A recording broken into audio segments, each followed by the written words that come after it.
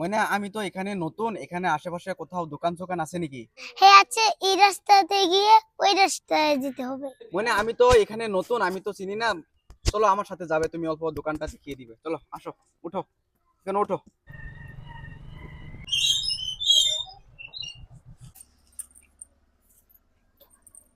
হ্যাঁ এটাই দোকান। এটা দোকান? হ্যাঁ। ও, দাদা একটা লেজ দিন তো।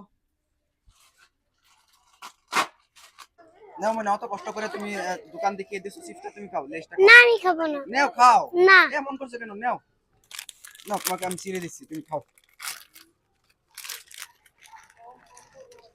নেও খাও।